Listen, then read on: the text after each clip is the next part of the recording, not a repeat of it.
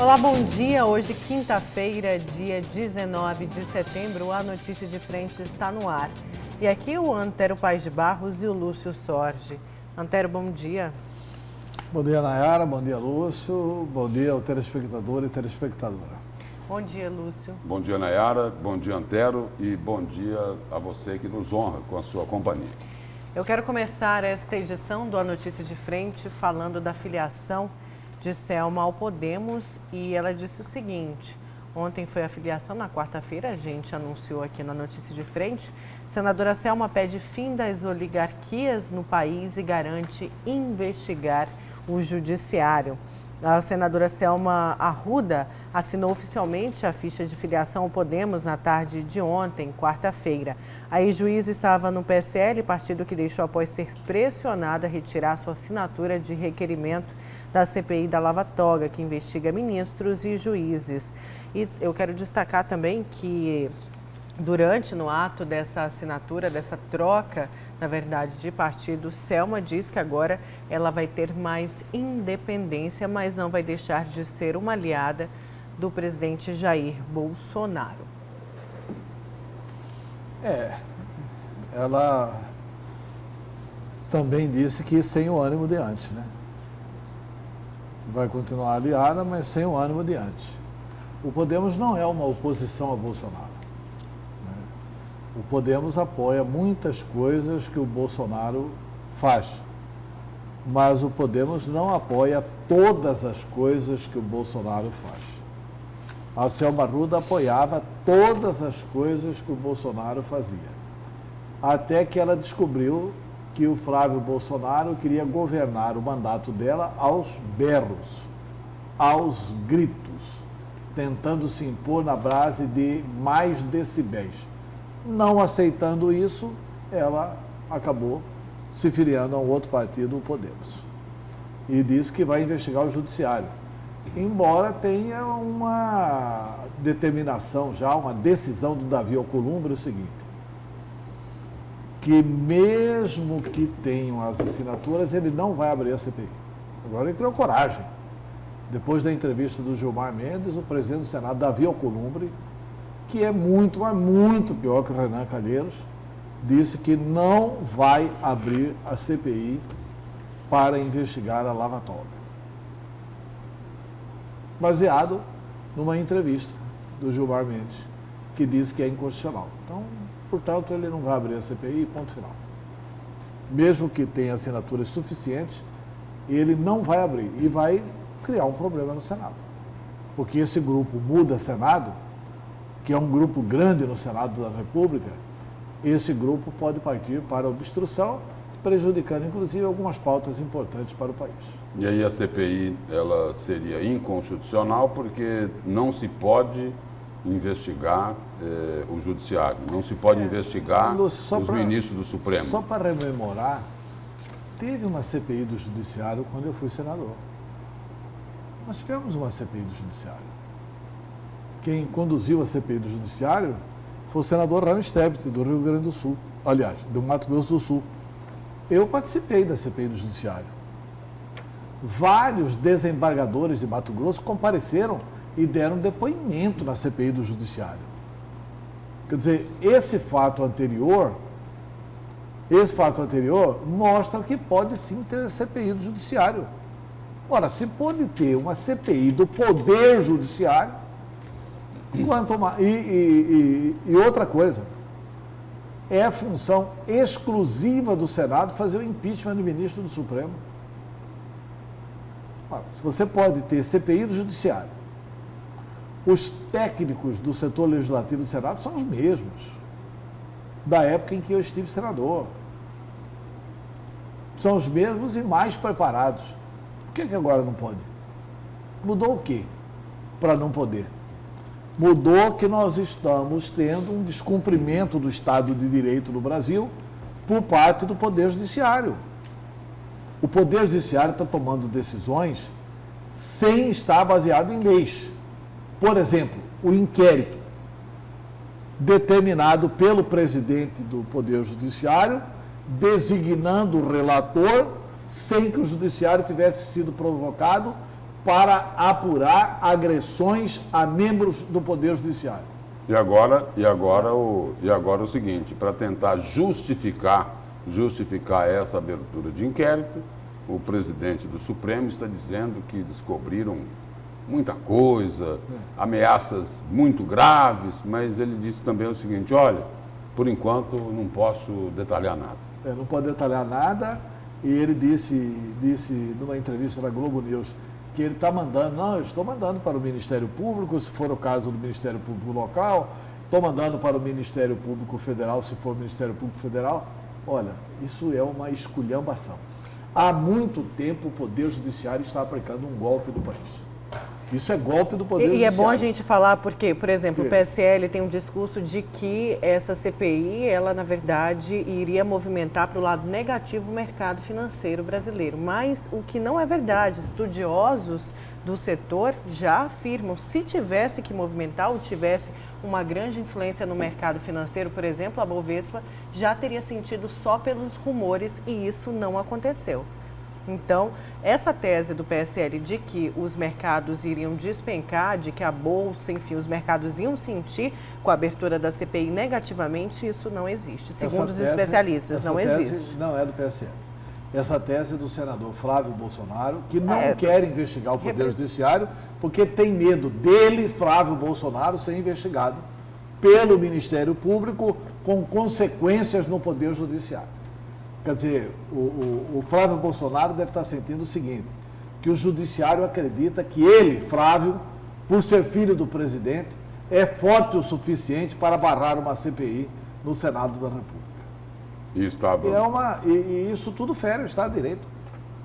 Isso tudo fere o Estado de Direito democrático. E por falar em barrar investigações, eu não me inteirei sobre o que aconteceu ontem, mas estava previsto lá a votação daquele projeto pela Câmara para colocar uma mordaça na Receita Federal, tirando dos auditores fiscais da Receita Federal o poder de quando tivessem conhecimento de um crime de sonegação, lavagem de dinheiro, eles pudessem comunicar isso ao Ministério Público e à Polícia Federal. E aí o seguinte, o que estava previsto é de que quando ocorrer isso, quando eles descobrirem, suspeitarem de alguma coisa, aí eles enviam lá para o secretário da Receita Federal, aí o secretário da Receita Federal instala uma comissão interna para avaliar o caso. E aí depois disso tudo, se não for colocado lá, a sujeira não for colocada embaixo do tapete, ainda vai precisar da autorização do Poder Judiciário para que isso daí seja comunicado ao Ministério Público ou à Polícia Federal. Nós estamos falando aí de movimentação suspeitas, não é de pouco dinheiro, não, de milhões de reais, quando isso daí é identificado pelos auditores da Receita Federal. E tudo, nada para defender a sociedade, tudo para proteger os criminosos. Eles chegaram ao absurdo. Ontem teve uma proposta e está sendo votada na Câmara dos Deputados. Eu não acompanhei a sessão de ontem até o final, mas tem uma proposta lá que é um absurdo dos absurdos dos absurdos. Que agora o juiz de primeiro grau, o juiz de piso, não pode mais determinar a quebra do sigilo bancário. Só os tribunais superiores. Eles estão retirando até aí. Eles querem o seguinte, que o Supremo Tribunal Federal, só o Supremo pode determinar a quebra do sigilo bancário. Só os tribunais superiores. É toda brincadeira, né? É uma esculhambação que está sendo feita em Brasília. Sabe o que isso é bom? Isso é bom porque é pedagógico. Muita gente comemorou, olha, muita gente nova foi para Brasília. Cadê os novos? Cadê os novos? Qual que é o papel relevante que os novos deputados federais de Mato Grosso estão tendo nesse debate? Há uma grande aliança em Brasília entre o PT, entre o PSL. O problema é que o Lula se uniu ao Bolsonaro. O partido do Lula se uniu ao partido do Bolsonaro. O partido do Lula porque quer tirar o Lula da cadeia. O partido do Bolsonaro porque não quer deixar o Flávio ir para a cadeia. Essa que é a grande verdade. Você tem uma aliança hoje no Brasil de PT, PCdoB, MDB, PR, DEM, PSDB e agora, pasmem, o PSL, do Jair Bolsonaro. Mas isso tudo vai ficar claro o seguinte: a Câmara dos Deputados, se aprovar essas coisas aí contra a Receita Federal, se aprovar essas coisas aí contra o COAF, e se aprovar essas coisas aí contra o Poder Judiciário, que o juiz de piso não pode mais quebrar o sigilo bancário. E o juiz de piso, sabe por quê, Antero? A minha leitura do porquê o juiz de piso não pode quebrar o sigilo bancário, por um motivo simples na minha avaliação. Porque ele não é indicado por seu ninguém. Ele é concursado. Não deve satisfação para ninguém do cargo que ele está ocupando. Pois é, mas tudo isso é muito grave. Mas sabe o que isso vai ficar muito claro para a população? Eu tenho falado aqui, tenho apanhado nas redes sociais, mas não tem problema. A gente não fala a convicção dos outros, a gente fala a convicção nossa. O que eu estou dizendo aqui é da minha convicção pessoal, que vai ficar muito claro a postura do senhor Jair Bolsonaro. Porque se o presidente Bolsonaro vetar qualquer medida dessa, ele coloca um freio de arrumação. Por exemplo, eles aprovaram lá o negócio contra a Receita. Eles estão querendo que o Estado Fiscal não conheça o que o Estado Fiscal está fazendo. O que eles querem é que o COAF não informe o Ministério Público sem autorização judicial. Isso não está passando por cima do Judiciário, porque o COAF vai informar o Ministério Público, porque cabe ao Ministério Público apresentar a denúncia e cabe depois ao Judiciário julgar. E aí o auditor da Receita, Antero, o auditor da Receita, ele se encaixa nesse outro exemplo que você citava agora há pouco aqui, da quebra de sigilo só poder ser decretada pelos tribunais superiores. O auditor da Receita, ele é concursado. Ele não deve satisfação para ninguém. Aí o seguinte, aí ele não pode mais encaminhar a denúncia de um suposto crime. Aí o seguinte, ele tem que mandar para o secretário da Receita, indicação política. Aí o secretário da Receita vai abrir uma comissão interna lá na Receita Federal, com funcionários, com servidores comissionados, indicados politicamente também. Ou seja, eles querem resolver tudo com política, né? Com a pior política, né? Com a pior política. Com a pior política. Então, assim, é isso? Se o Bolsonaro não tiver ainda assim, de joelhos, rendido a essa turma que praticou a corrupção no Brasil, ele pode vetar esse projeto. Se ele vetar esses projetos todos, o que acontece? O veto dificilmente será derrubado, porque precisa colocar a maioria da Câmara e a maioria do Senado para derrotar. Aí eles têm que colocar 41 senadores e a metade mais um de 513 deputados. Certo, eu quero saber agora os destaques de vocês para hoje. Lúcio, vamos começar com você. Qual que é o seu destaque? O meu destaque de hoje, no programa de ontem, a gente falou bastante aqui sobre os conselheiros substitutos do Tribunal de Contas. Hoje eu quero falar aqui sobre os conselheiros que estão afastados e que deve ter aí alguma decisão, não sei se nesse mês ou no mês que vem, no mês de outubro, lá do Superior Tribunal de Justiça, para saber se eles voltam ou se eles permanecem afastados dos cargos lá no Tribunal de Contas. E aí tem dois fatos novos, né, que foram alertados ao Superior Tribunal de Justiça pela própria Procuradoria-Geral da República. Um fato novo é que se pediu ao Superior Tribunal de Justiça prestar atenção em dois fatos.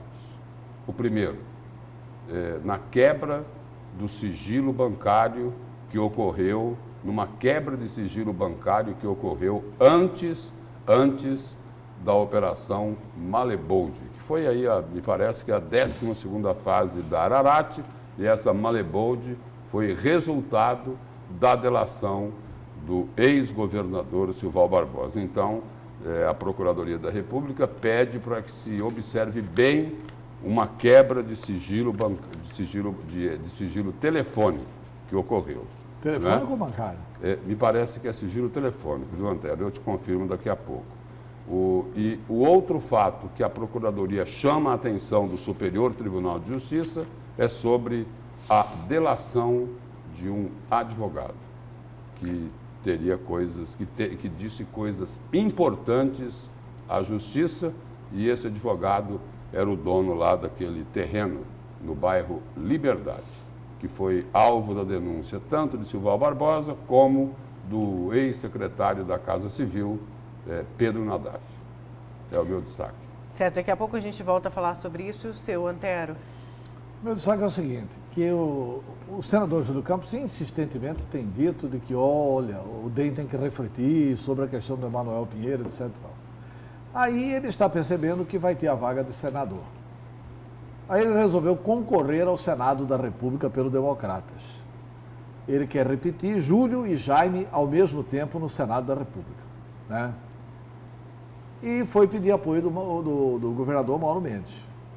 O Mauro Mendes recebeu, disse que é normal os partidos se organizarem agora para lançar os candidatos, que o Júlio tem uma história, mas elegantemente não bateu o martelo e elegantemente deixou a entender que prefere o Carlos Fávaro. Com o seguinte argumento: há 9 meses atrás, 10 meses, 11 meses atrás, o Mauro Mendes ganhava a eleição para o governo de Mato Grosso com o Carlos Fávaro na chapa do Mauro Mendes. Então, que seria coerente repetir esse apoio ao Carlos Fávaro. Esse é o meu destaque. Olha, e as regras para eleição? E só uma informação, só uma informação não. Então, respondendo ao que o Antero colocou, é sigilo telefônico.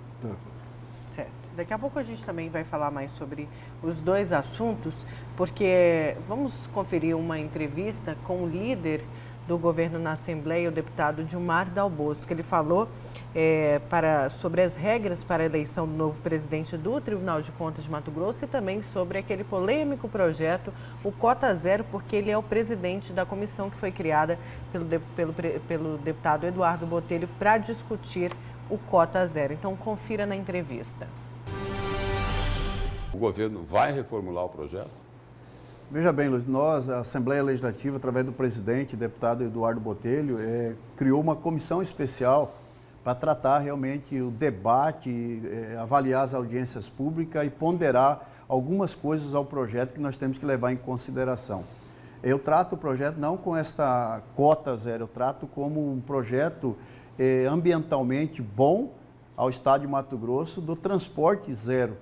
E aí ele tem algumas coisas no seu contexto que nós Agora, temos o transporte zero acaba na prática com a atividade do pescador profissional. Isso vai ser mantido? Não, vai acabar com a atividade dele? Não, o pescador profissional de maneira nenhuma está acabando com a atividade do pescador profissional. Não, mas ele não pode transportar? Não, mas ele tem a quantidade, lá na própria lei tem uma quantidade de quilos que possa subtrair ao rio e fazer sua comercialização. Mas essa é uma informação nova, então, né? Foi não, mas nós temos esse trabalho, Porque isso até então não existia, que nem ele poderia transportar peixe nenhum. Não, mas ele tem uma atividade de pescador profissional, ele tem, tanto que na lei anterior ele já tinha uma quantidade de quilos acima de qualquer normalidade do pescador amador. Ele tem a sua característica. O que nós temos que fazer neste ponto específico, nós temos hoje dentro do estado de Mato Grosso cadastrado mais de 10 mil pescadores profissionais. Eu tenho amigos que não é pescador profissional e tem a carteira de pescador profissional.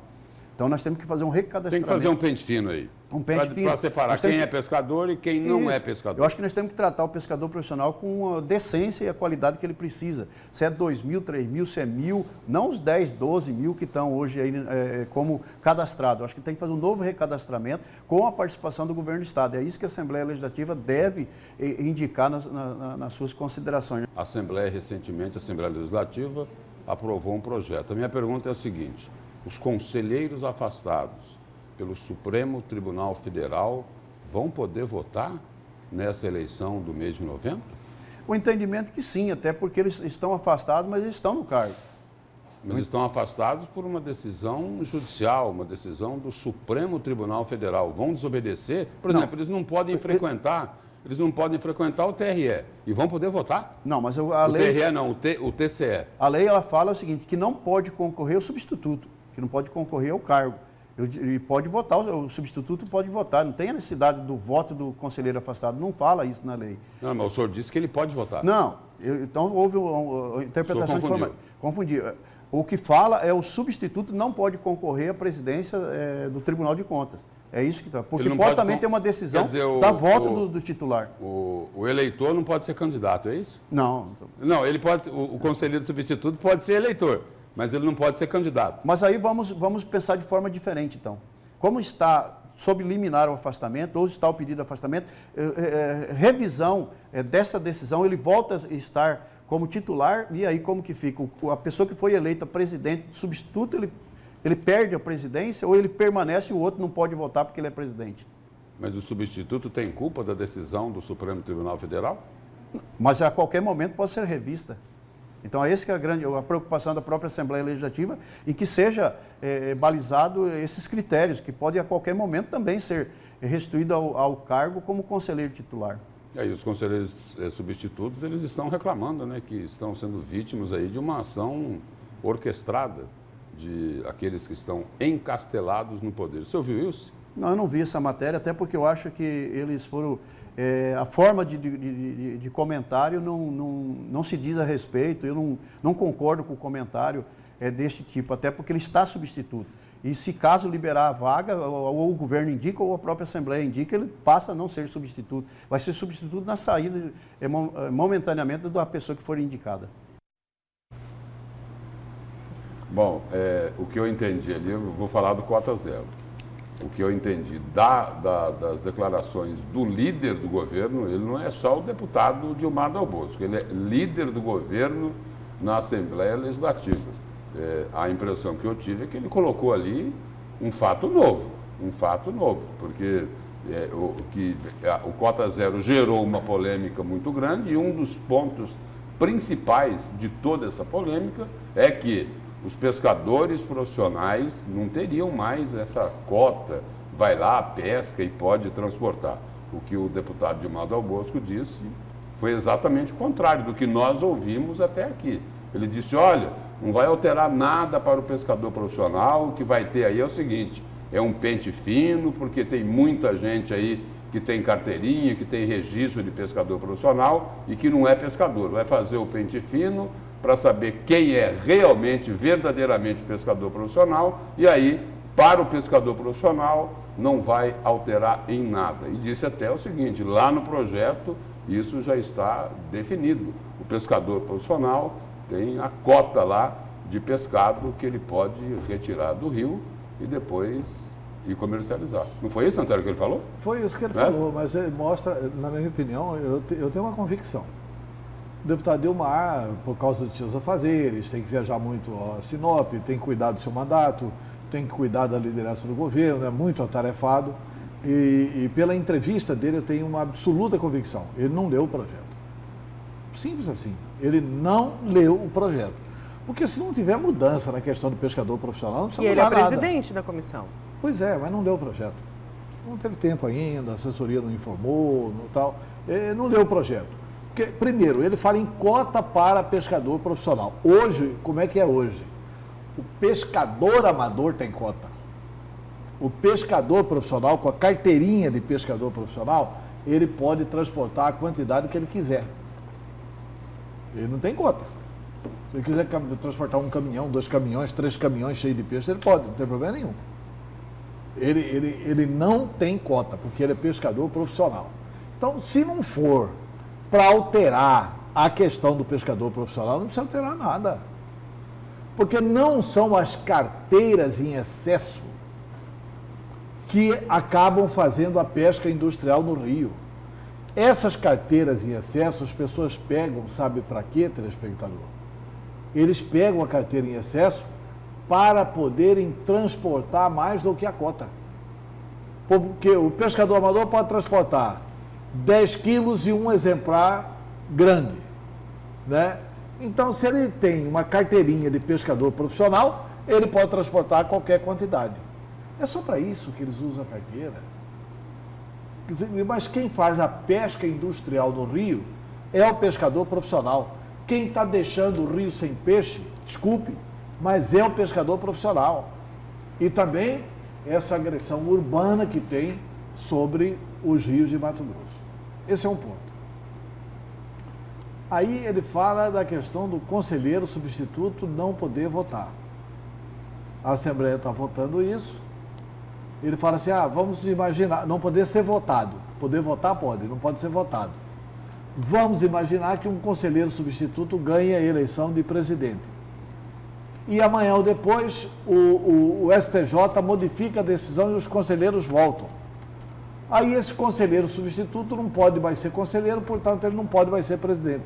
Essa é a lógica que ele defendeu para defender que o conselheiro substituto não pode ser votado. Pode votar, mas não pode ser votado.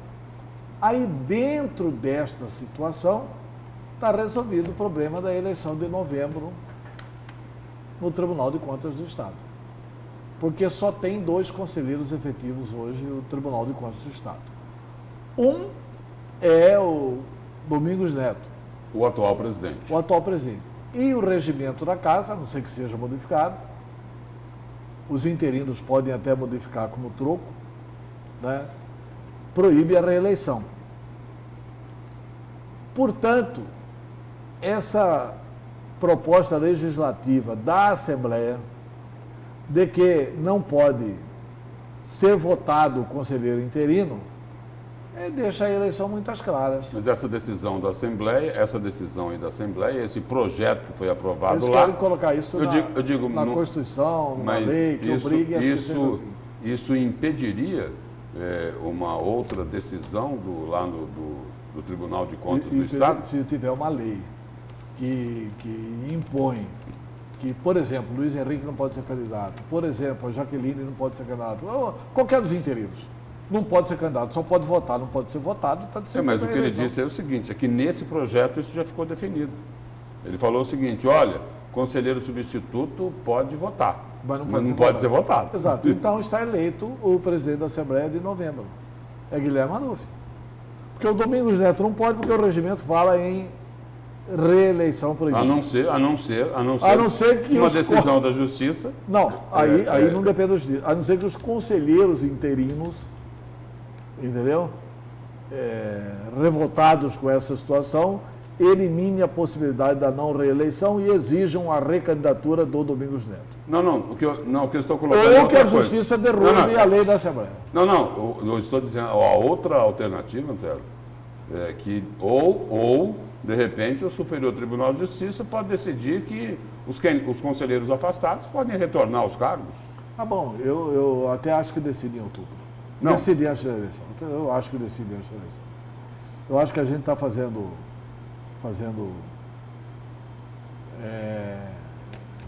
uma agonia fora do seu verdadeiro dia. Essa agonia vai vir depois da decisão do STJ. E, na minha opinião, não tem por que o STJ não decidir. E quando você for falar seu destaque, eu vou dizer qual que é a decisão do STJ. A gente fala disso, então, no destaque do Lúcio. A gente vai para um breve intervalo. Na volta, vamos continuar com a notícia de frente, então não saia daí.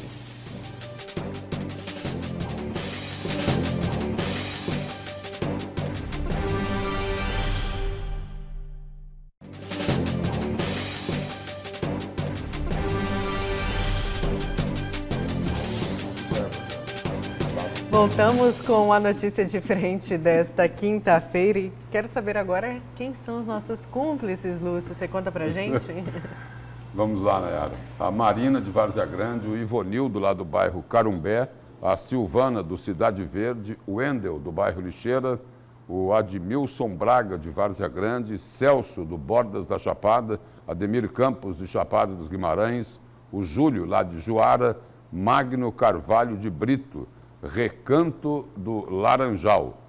Mas esse bairro não deve ter nada a ver com o PSL, não, né? O da Mata, lá de Livramento, o Moraci do Santa Amália e o Marcos, lá de Várzea Grande. E, Antero, temos mensagens? Temos algumas aqui. Sou de Rondonópolis. A minha reclamação é sobre a pesca. Estão querendo fechar a pesca por 5 anos, mas estão querendo pagar apenas 1 ano de seguro-defeso. Pescadores, quero deixar bem claro, se isto acontecer, nós vamos nos arrumar e ir para o rio pescar. E não quero ver um fiscal no rio. Quem acaba com os peixes não são pescadores, e sim os agrotóxicos, esgotos, as dragas, mas infelizmente os pescadores pagarão o pato. Luísa Teodoro da Silva. Tem uma outra mensagem aqui.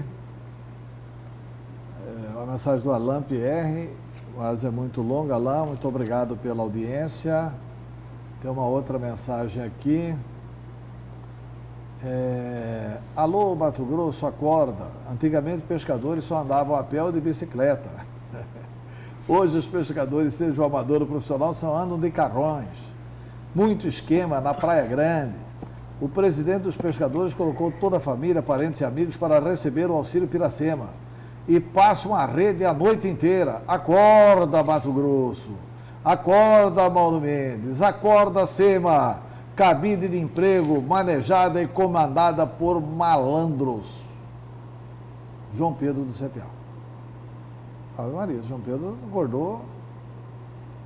acordou hoje inspirado, né?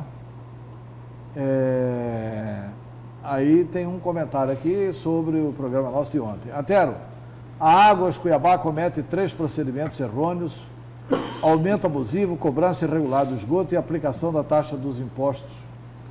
Esgoto só pode cobrar até 50% da água recebida.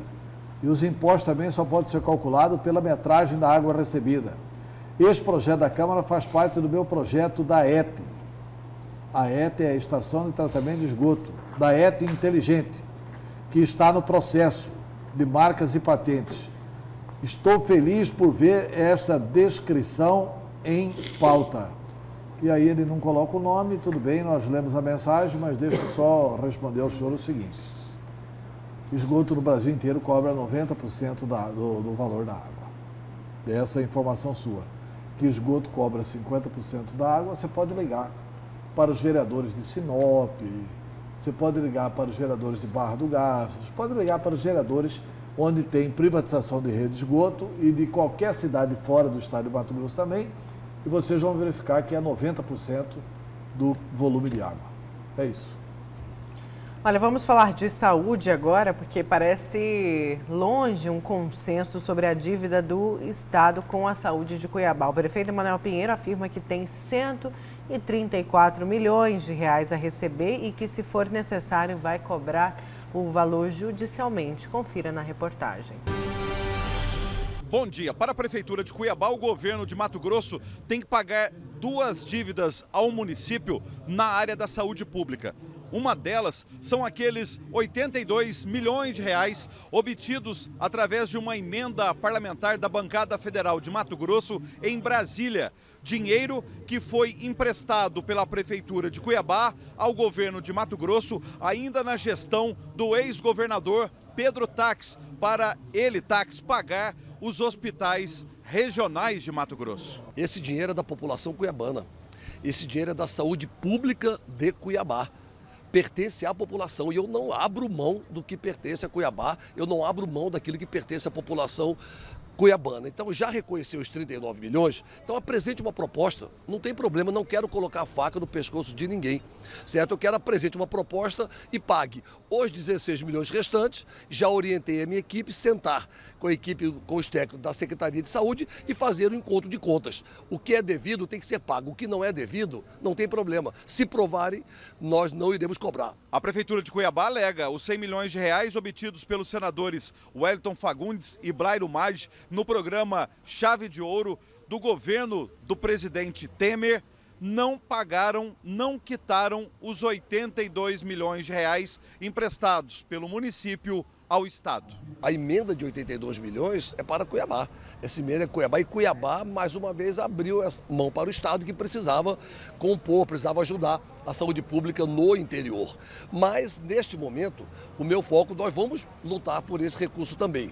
Mas, nesse primeiro momento, eu quero garantir o direito da população cuiabana nos 56 milhões, dos quais quase 40 o governo do Estado já reconhece que deve para Cuiabá. Esse é o meu foco, compor o pagamento dos quase 40 milhões que ele já reconhece que devem e está fazendo falta para Cuiabá, está fazendo falta para a população cuiabana. Saúde não é brincadeira, é coisa séria e estamos trabalhando muito com todo esse débito do governo do estado com a nossa capital. Então eles têm que compor esses 40, vamos sentar à mesa para ver os 16 que eles alegam que já pagaram. Nós alegamos que não recebemos, mas vamos fazer um encontro de contas, não tem problema. Agora, eu já quero primeiro compor o que eles já assumiram.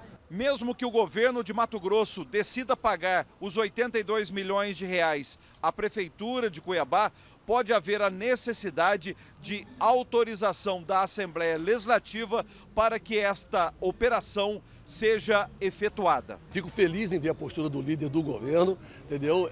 É o lado do DEM, muito ligado, muito simpático à gestão da capital e que está vendo o esforço, o trabalho, a dedicação. O deputado Dilmar é do interior, ele sabe que todos os problemas da saúde do interior recaem aqui.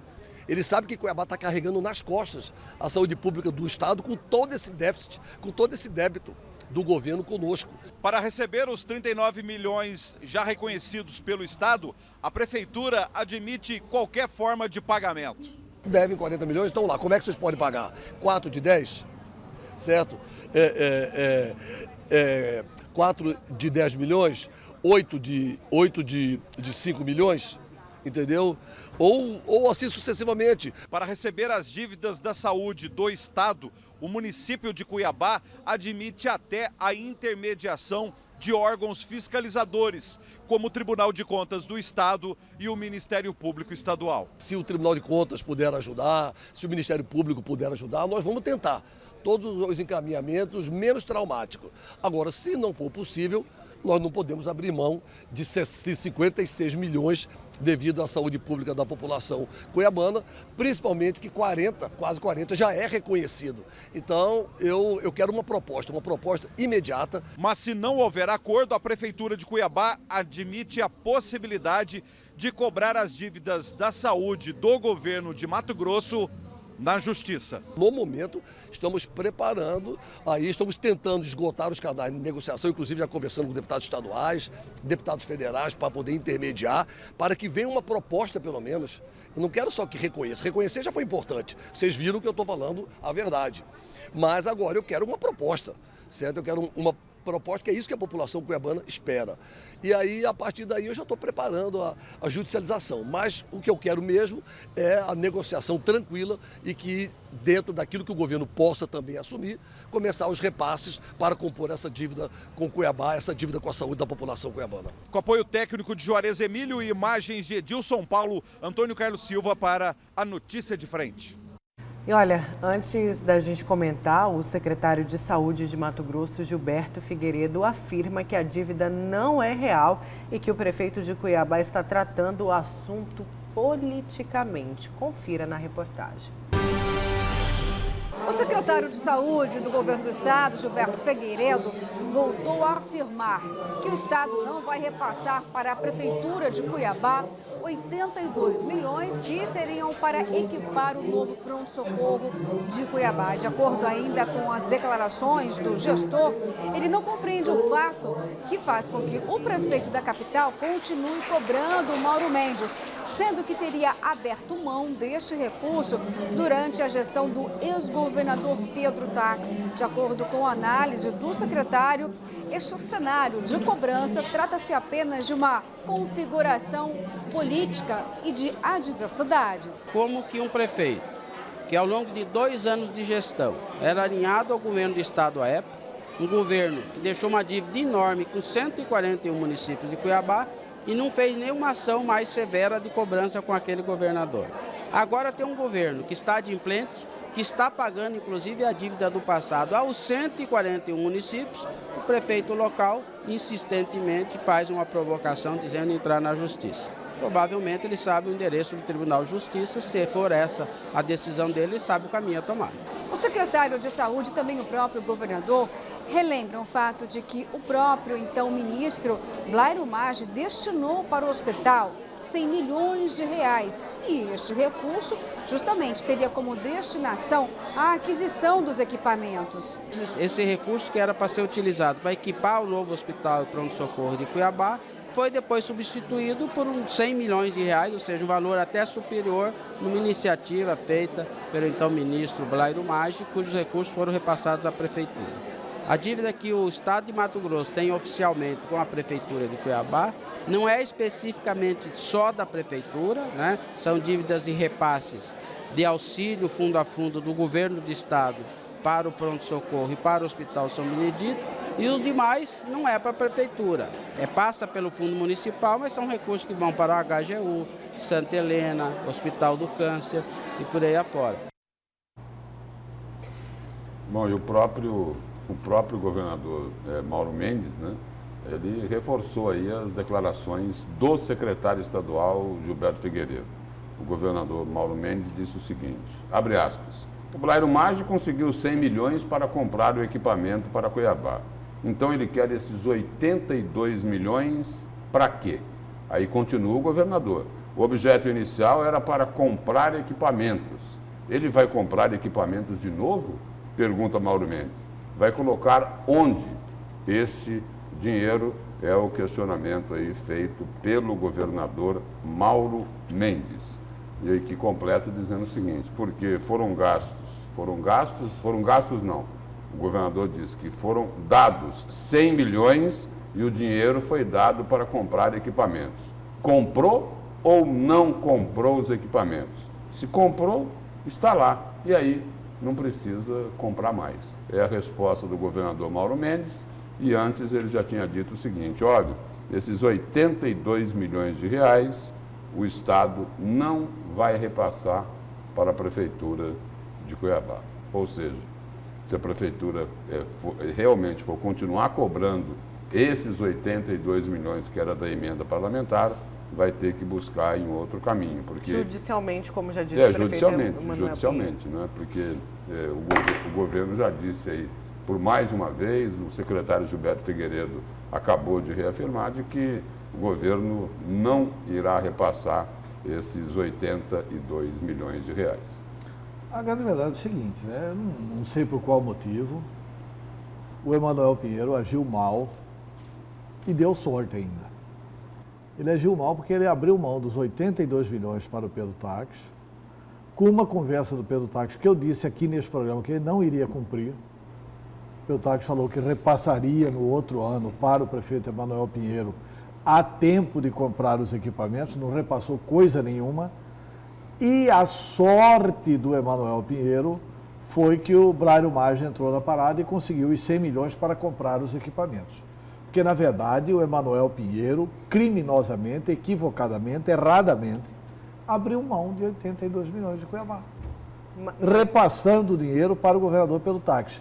E quando ele abriu mão dos 82... E você sabe, não é, Antero? Ele recebeu uma parcela para custeio. Ele preferia não ter o dinheiro para investimento, porque aí é um dinheiro carimbado, você tem que comprar o equipamento e todo mundo sabe quanto custa o equipamento.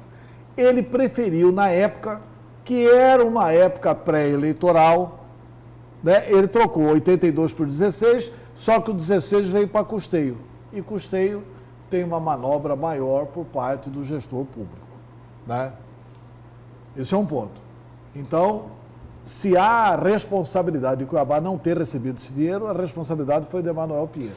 Mas se tivesse recebido e tivesse aplicado corretamente, não teria recebido os 100 milhões do Blairo Maggi. E a época, só complementar o que ele falou, Nayara, a época também teve a informação de que a Prefeitura não poderia receber os 82 milhões de reais por uma razão muito simples.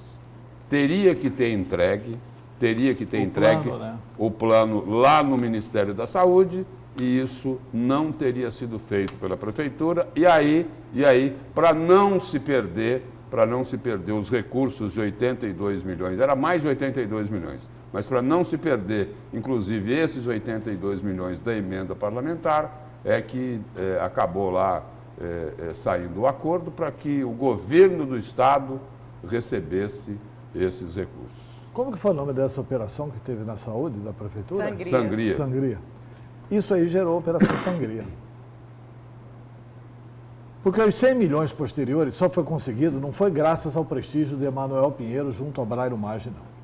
Quem tinha prestígio junto ao Brairo Maggi era o Ruark. O Ruark tem um meio parentesco com o Brairo. É casado com uma parente do Brairo. Quem arrumou esse dinheiro para Cuiabá, os 100 milhões para Cuiabá, foi Brairo Maggi, atendendo o pedido do Ruark, que foi o secretário de saúde do Emanuel Pinheiro.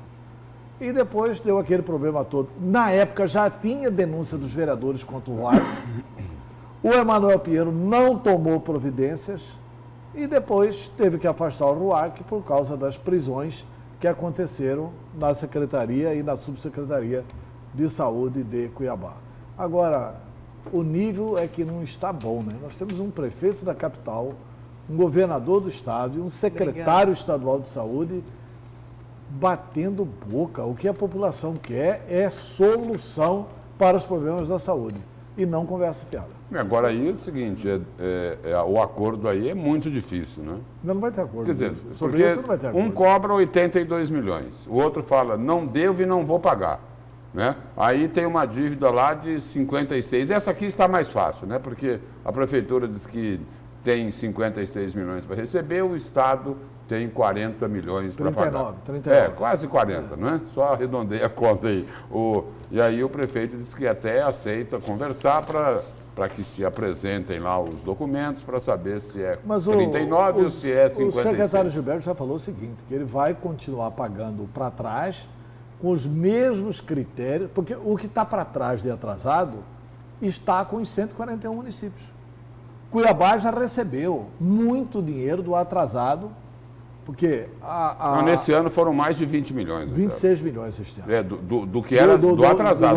Sem falar de 2019. Sem falar, o 2019 foi pago em dia e 26 milhões do atrasado. E o Gilberto estabeleceu um critério, como é que ele vai liquidar com todos os municípios. E ele falou que não vai passar Cuiabá na frente de nenhum município. Está correto, como secretário estadual de saúde, e na hora que ele fizer isso, ele vai perder prestígio com os outros municípios de Mato Grosso. Lúcio, vamos para o seu destaque? Vamos, o meu destaque de hoje é para dizer o seguinte, tem fatos novos aí, relacionados aí no caso que envolve os conselheiros afastados do Tribunal de Contas do Estado. Seria, objetivamente, 2 fatos novos. Uma quebra de sigilo e a delação de um advogado. E aí é o seguinte, ao pedir para que os recursos dos conselheiros afastados do Tribunal de Contas do Estado sejam apreciados pela Corte Especial lá do Superior Tribunal de Justiça, a Procuradoria-Geral da República solicitou que os ministros levassem em consideração a quebra do sigilo telefônico dos conselheiros, dos 5 conselheiros que foram afastados por decisão do ministro Luiz Fux, do Supremo Tribunal Federal, isso há mais de 2 anos, lá em 2017. A informação que até então era sigilosa, poderá, não digo que vai ocorrer isso, mas que poderá trazer informações importantes para corroborar, para reforçar aí as acusações feitas pelo ex-governador Silval Barbosa. E a Procuradoria-Geral da República, nesse pedido, também solicitou que seja levada em consideração a delação do advogado Micael Eber Mateus, que já teve o sigilo bancário quebrado numa outra investigação da Operação Ararate, que envolve o deputado federal Carlos Bezerra, do MDB. Micael Eber era o dono de uma área que hoje é o bairro Liberdade e que foi vendida ao governo na época de Silval Barbosa. Parte desse recurso, conforme as denúncias, teria sido devolvido em forma de propina para Silval Barbosa, sendo que parte desse dinheiro teria ido para o deputado federal Carlos Bezerra e para os conselheiros afastados do Tribunal de Contas do Estado. E aí a previsão que existe é que o julgamento desses recursos aí dos conselheiros afastados pode ou deve ocorrer até o mês que vem. No mês de outubro, o Superior Tribunal de Justiça deve tomar essa decisão. E aí, só detalhando um pouquinho mais, houve aí essa colaboração premiada, firmada entre o Ministério Público Federal e o advogado Micael Mateus. E os elementos obtidos, isso daqui é o seguinte, quem diz isso aqui é o vice-procurador da República, Luciano Maris. Os elementos obtidos reforçam a hipótese criminal ao corroborarem parte das declarações dos colaboradores Pedro Nadaf e Silval Barbosa, diz um trecho do documento que é assinado por esse vice-procurador-geral da República, o Luciano Maris Maia. O advogado lá, ele é sócio proprietário de uma empresa, da empresa Vale Negócios Imobiliários Limitado. Ele foi alvo de uma quebra de sigilo no inquérito que investiga o deputado federal por Mato Grosso, Carlos Bezerra. E aí não há detalhes sobre quais os crimes apontados pelo mais novo delator da operação lá que Luiz Fux chamou de monstruosa, que foi aí, começou lá pela Ararat e aí desembocou lá na delação do ex-governador Silval Barbosa. E esse caso aqui, como nós falamos agora há pouco, as informações acabaram sendo complementadas também pelo ex-secretário da Casa Civil de Silval Barbosa, Pedro Nadaf, onde ele disse lá que parte do dinheiro resultante, que teria sido uma venda para o Estado superfaturada e que aí uma parte desse dinheiro teria sido distribuída entre os agentes públicos. E aí são dois fatos novos que ajudam aí a criar um pouco mais de expectativa, né, sobre o que é que vai acontecer nesse julgamento lá do Superior Tribunal de Justiça. O grande problema do judiciário é que eles ainda tratam esses assuntos como sigilosos, né? E aí a gente fica sem saber se a decisão tomada depois é justa ou é injusta, né? Porque num trecho que você leu, ele cita o seguinte, que reforça parcialmente, né, as declarações. O que significa reforça parcialmente as declarações?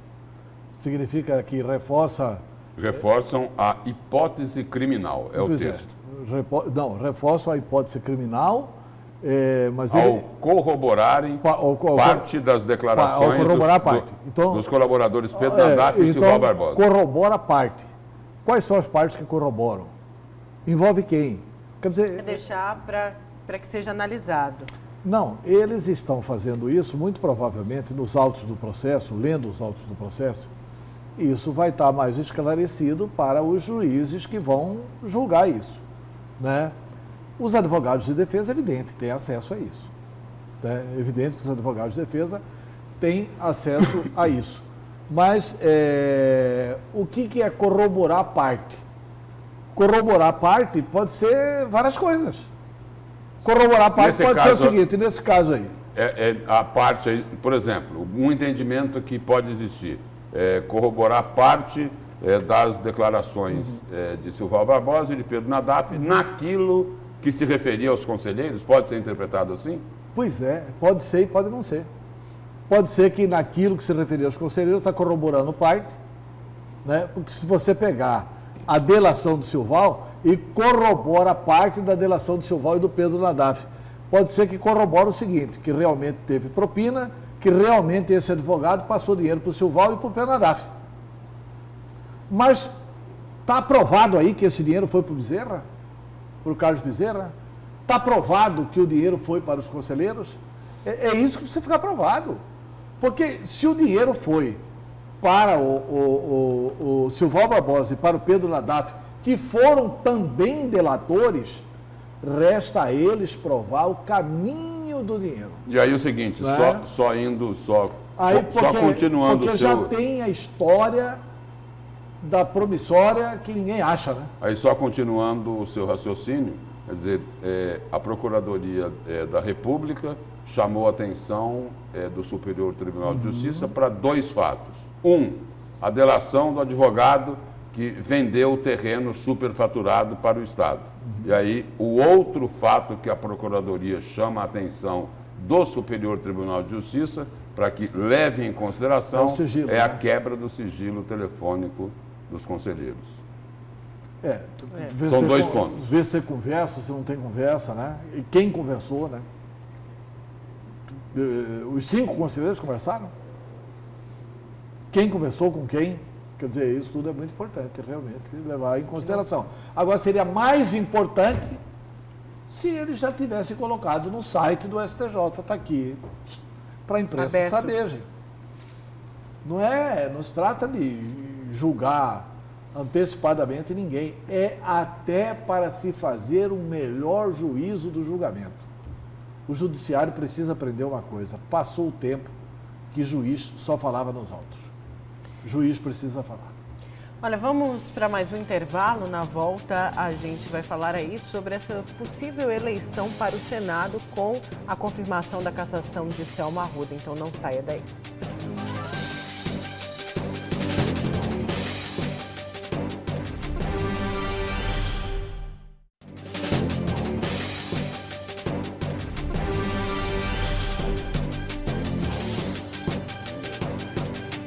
Se o Superior Tribunal Eleitoral acatar o parecer da então Procuradora-Geral da República, Raquel Dodger, sobre a cassação da senadora Selma Arruda, Mato Grosso terá a primeira eleição suplementar estadual. Confira na reportagem.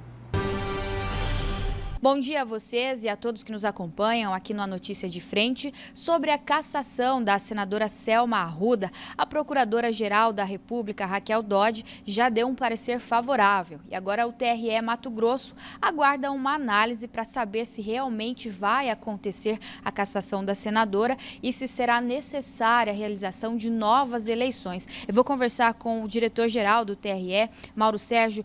Vocês então estão aguardando essa análise, caso seja necessário acontecer novas eleições, isso seria a primeira vez no país.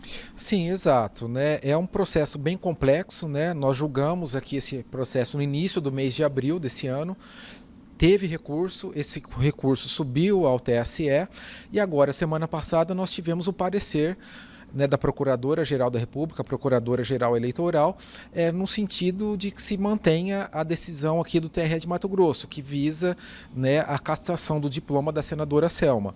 Agora, esse processo retornou, né, ao gabinete do relator no TSE, ministro Og Fernandes, e estamos aguardando a decisão, né? Então, nós não podemos adotar nenhuma providência ainda, né? Esse processo, hipoteticamente, ele pode ser revertido, né? São 7 ministros no TSE e nós estamos aguardando uma posição definitiva para aí sim possamos planejar eventualmente essa nova eleição.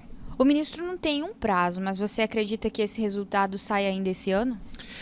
Como o próprio TSE, nesse momento, né, de questão processual, esse processo não exige mais que se tenha audiência de testemunhas ou alguma perícia, a gente pode dizer que esse processo está maduro já para ir a julgamento. Agora, depende realmente da pauta desse relator lá junto ao TSE. Caso a senadora seja realmente cassada, por que o segundo colocado nas eleições não pode assumir? Nós tivemos uma mudança recente na legislação enquanto isso, né? É uma reforma grande que nós tivemos em 2015, né, do Código Eleitoral, porque antes nós só tínhamos essa previsão para os cargos majoritários, mas no sentido de ser prefeitos, governadores e presidente da República. Então teve essa inovação legislativa, né? E caso se confirme, essa cassação, seria até a primeira caso no Brasil que nós possamos ter, né, uma eleição geral no Estado para esse caso específico de senador da República. Quanto isso iria custar? Na eleição passada, se nós pegarmos a eleição de 2018, né, que foi uma eleição geral, mas aí envolvia mais cargos, né? Era uma eleição mais demorada, mais complexa. Então, em 2018, nós gastamos de cerca de 9 milhões de reais, né, envolvendo todo o Estado, transporte de urnas, aldeias indígenas, mesários, enfim, né, todos esses custos. Agora, como é um cargo só, nós acreditamos que esse custo deve sair deve cair, desculpe, né? Então, em torno de 5 a 6 milhões de reais, que é a previsão para que se realize uma eleição desse porte. Muito obrigada, então, pelos esclarecimentos. As imagens são de Benedito Costa, com apoio técnico de Elton Júnior. Nayana Bricá para a Notícia de Frente. Obrigada, Nayana. E só uma correção, né, Antero, que você... Não, é o seguinte... Lembrou muito eles bem. falam primeira eleição suplementar de Mato Grosso. Se bem que uma eleição exclusiva pode ser a primeira. Exclusivamente em Mato Grosso e não tendo em outros... Ah, é a primeira estadual, é. Né? No estado pode ser a primeira. Porque como que surgiu a terceira vaga para o Senado da República? Antigamente eram 2 senadores só. Quando é que surgiu a terceira vaga? O Filinto Miller, que era senador de Mato Grosso, era um homem de muito prestígio no Senado da República. Ele havia ganho a eleição, mas não haviam sido abertas as urnas do Nhonhô Tamarineiro, que ficaram conhecidas aqui como as famosas urnas do Nhonhô Tamarineiro. O senhor Oswaldo Monteiro de Campos, que era cujo apelido era Nhonhô Tamarineiro, o senhor Oswaldo, que a turma chamava de Nhonhô Tamarineiro, porque devia ter tamarineiros em frente à fazenda dele, né? Então tinha uma urna dentro da fazenda dele. E ele era um grande cabo eleitoral da UDN. E essas urnas foram impugnadas pelo PSD, que ganhou a impugnação aqui no Tribunal Regional Eleitoral.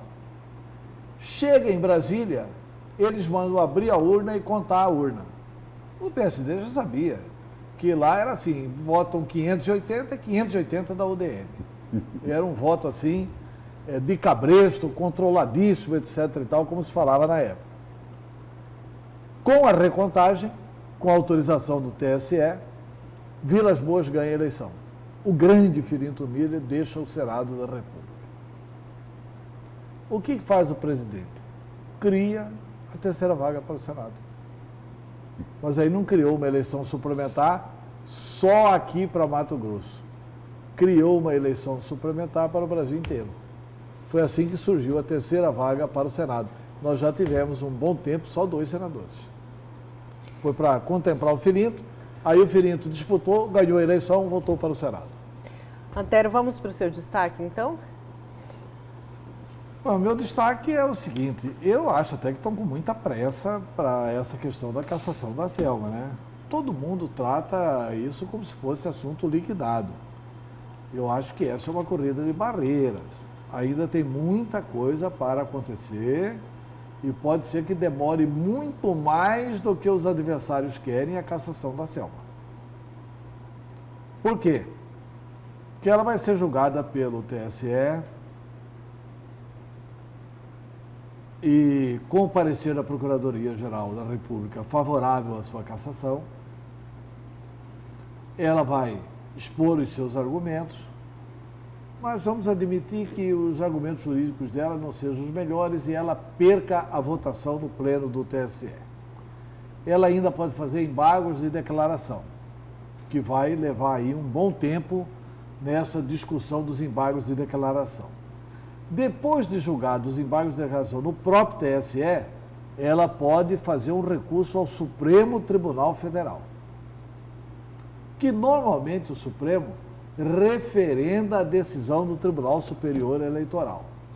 E depois que tudo isso estiver decidido, eu já estou informado pelo senador Álvaro Dias que o grupo Muda Senado, é um grupo de mais de 20 senadores em Brasília, vai colocar o pé na porta do Senado, porque o Supremo decidiu recentemente que o parlamentar só pode ser punido depois que houver a condenação do judiciário, se houver a concordância da Casa Legislativa com a qual ele pertence.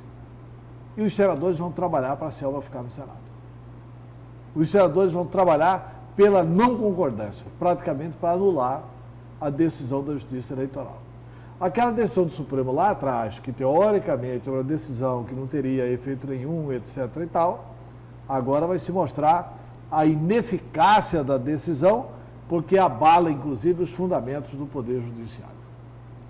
Né? Então, ainda tem muita água para passar debaixo da ponte. Mas tem muita gente que acredita que isso é fatura liquidada e que pode já começar a preparar a candidatura. Um deles, Júlio Campos, já saiu a campo, procurou o governador Mauro Mendes. O Júlio Campos procurou o governador Mauro Mendes para saber se teria o apoio do governador Mauro Mendes como candidato do DEM.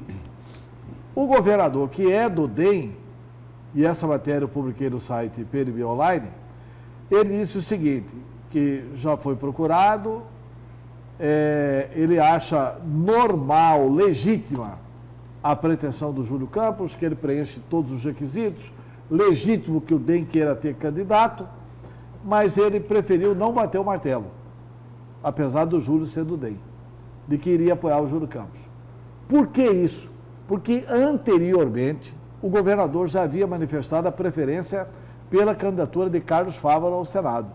E quando ele manifesta a preferência pela candidatura de Carlos Fávaro, ele manifesta por uma questão de coerência. Mauro Mendes disputa a eleição com 2 companheiros de chapa. Carlos Fávaro numa chapa, Jaime Campos na outra. O Jaime Campos se elegeu, o Carlos Fávaro foi o 3º colocado. Então, o governador tem os seus reconhecimentos, que o Carlos Fávaro era vice de Pedro Taques, que deixou o governo, deixou a candidatura de Pedro Taques e veio apoiar o governador Mauro Mendes.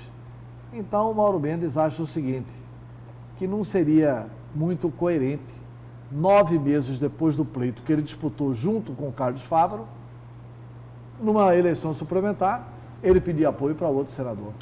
O Fávaro era o senador dele nesta eleição. Se for repetir a eleição, é a mesma eleição que ele disputou.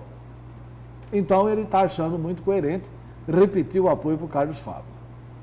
E, de uma forma elegante, ele descartou Júlio e deixou clara a preferência por Fávaro. Tudo isso em nome dessa coerência. Eu fiz até um comentário. Como é que o governador vai explicar que 9 meses depois da eleição, que ele venceu com o apoio de Fávaro, não apoia mais o seu companheiro de chapa?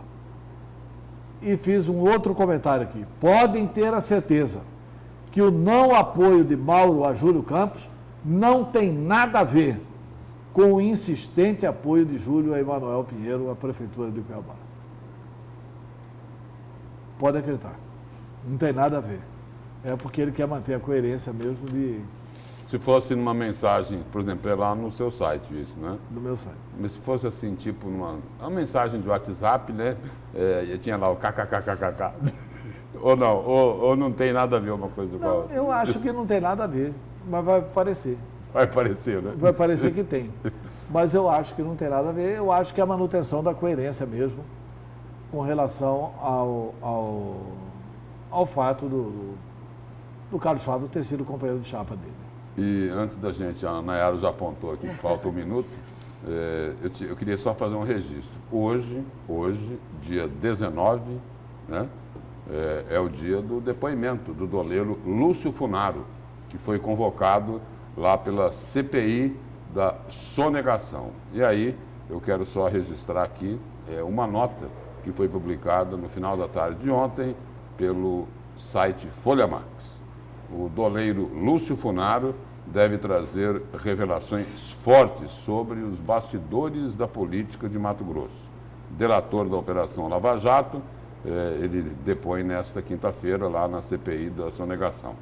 Uma das revelações, informa o site Folha Max, uma das revelações de Funaro deve ser o pagamento de R$ 1.500.000 que ele fez na compra de um imóvel rural aqui em Mato Grosso, que é investigado na Operação Ararate.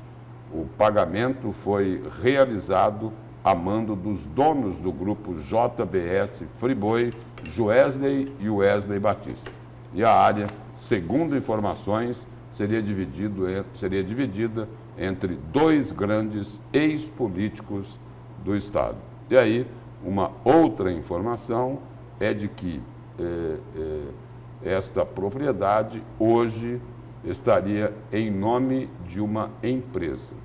E a pessoa que seria proprietária dessa empresa, né? A pessoa que seria proprietária da empresa também esta mesma pessoa seria detentora de mandato eletivo aqui em Mato Grosso. Esse é o registro. Mas tem que ver se está dentro do objeto, né? Se isso implica em sonegação. O nosso tempo acabou, mas a gente volta a falar deste assunto. Amanhã. Amanhã. Antero, obrigada. Bom dia, Lúcio. Obrigada. Bom dia. Bom dia a você de casa.